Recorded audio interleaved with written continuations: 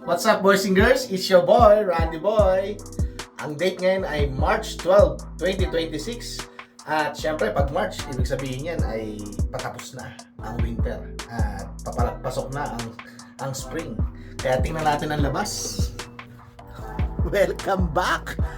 Ngayon po ay magpapasko pa lang dito sa may Manitoba. Ayan, ang laas-laas ng snow, no, boys and girls? Mapapansin nyo, punong-puno na naman ang snow sa paligid. 80% chance po yan. Ayan. Yan po ang ating car rental. Ang ganda-ganda, no? Ayan. Well, ang weather ngayon ay negative 3 lang, no? Hindi siya ganun kalamig. Usually naman, boys and girls, pagka ganitong kapapatak lang ng snow, ay hindi siya malamig na malamig. Lalamig to after. So, kinabukasan. So, bukas po, siguradong malamig to. At ito, kaya nakita siguro nagbi-video ako. Well, anyway, ayan. Ngayon po ay ganito ang sitwasyon dito sa may Crystal City, Manitoba.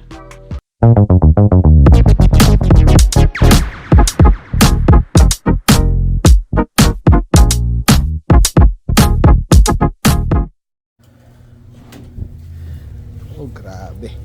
Oh, wow. Kita mo yan. Ang kapal na agad.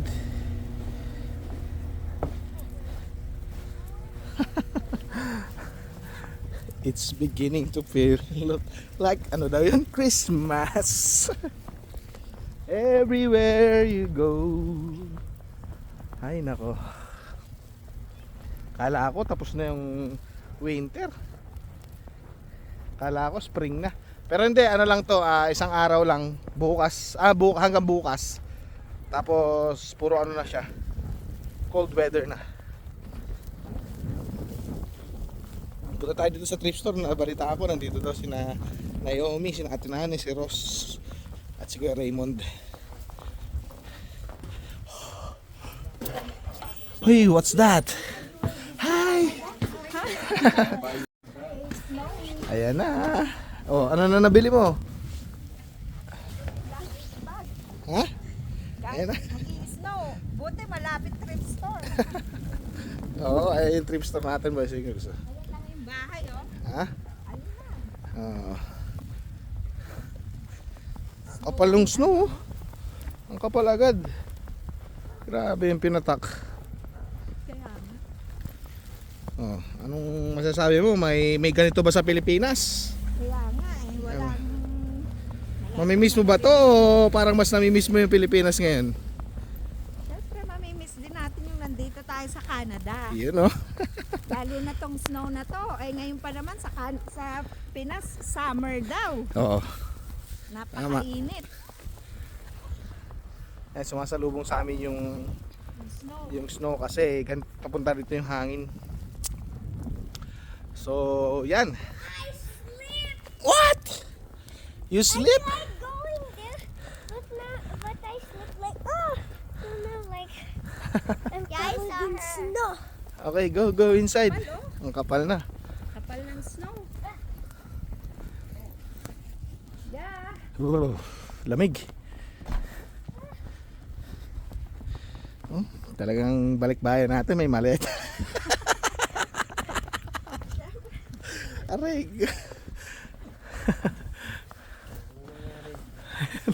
Ayun. Tawa ako na Ay, wala na ba tubig?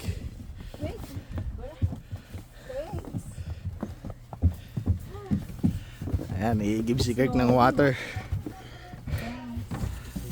Sige, ikaw muna dyan. Sige.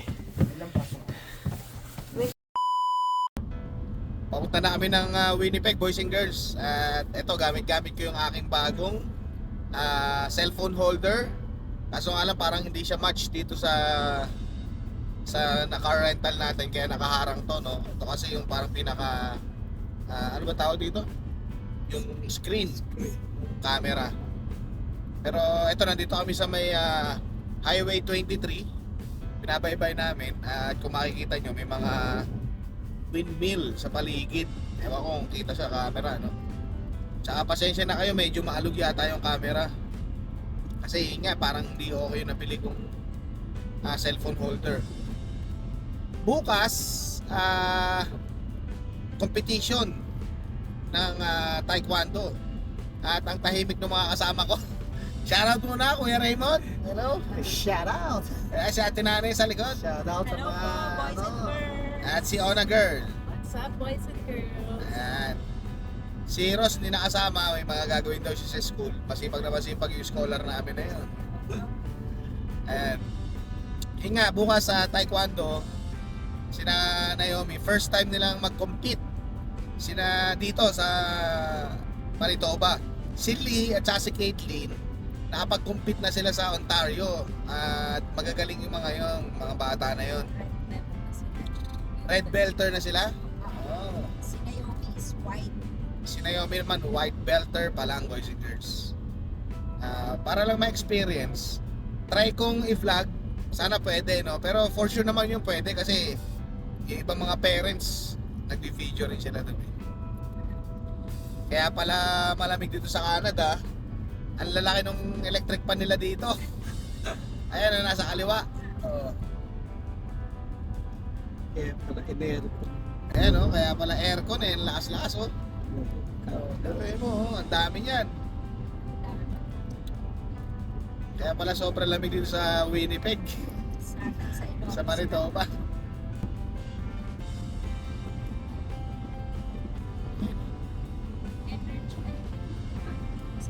Sa energy talaga yan. Hoy nga pala, shoutout sa aking kapatid na si Ate Lourdes, no, Pineda. Balita ko na interview siya sa KMJS, Boys and Girls. Ayan, tungkol po yun sa e-car na sasakyan niya, bagong bilhin niya, bago magmahal yung mga gasolina kasi sa Pilipinas, ay nakabili siya ng e-car o parang electric bike, kaso yung kanya sasakyan talaga, kotse na e-car na maliit. So, itatry ko i-post yung link dito sa KMJS. I'm proud of you, Mami. Mami kasi tawag ko sa kanya. Or Ate Lourdes. At sa buong Pineda family, syempre. Shout out. Shout out!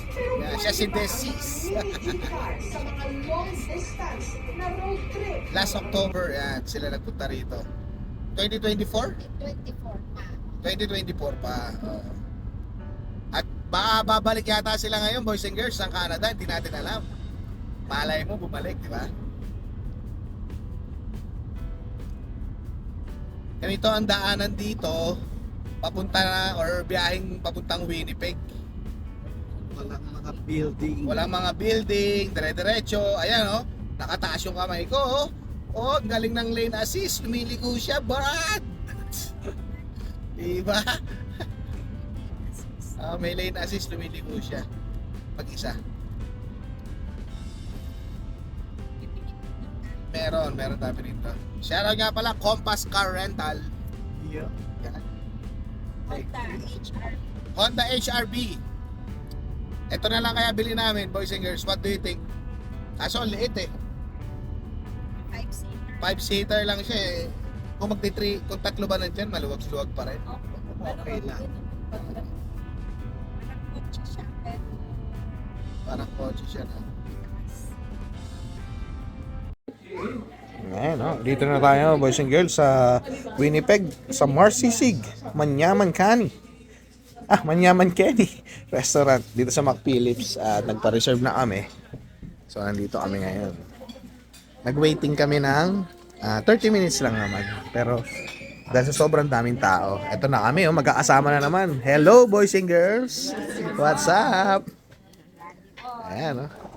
Sakto lang oras. Anong oras? Lagpas na pala 8:30. Kasaya, kwentuhan naman eh. Ayan. Dito na po malapit. Ayan, dito na lang. Thank you, ate. Anong pangalan mo, ate? Carla po. Carla. Shout out. Si ate yung nag-receive sa amin. Cheryl? Ate Cheryl, thank you ha. Tinanggap mo pa rin kami. Ayan, ito yung pangmalakasan nilang soup, boys and girls. Okay lang. Ayan, taso to. Bibilisan na lang namin. Ayan, tapos na kami kumain. Uwi na. Thank you. Ayan, oh. Thank you. Ate, bye-bye. Ingat. Ayan. Ayan, boys and girls, dito na kami sa Rome. At dumating na kami. Oo, ang lamig-lamig dito kasi nabasa kami sa tubig. Ayan. Ayan, dito na kami sa bahay. Ayan. Ako, dito muna kami makikitulog, ha. Okay lang ba? Buti nakarating kayo. Salamat sa pagdalaw, ha. Alam naman. Alice at kay Ma'am. Yan, oh. Yan, ma'am. to be back. It's nice to be back, oh. At masarap ang kwentuhan namin, kaya sabi namin, dito na namin itutuloy, boys and girls. Ayan. At bukas abangan nyo yung competition ni Naomi. At sana makakuha siya ng medal. At sana lahat naman ng bata ay safe at walang ma-injury. Ayun, hanggang dito na lang, boys and girls. Maraming salamat sa panonood. Ingat kayo lagi. Bye! God bless. God bless.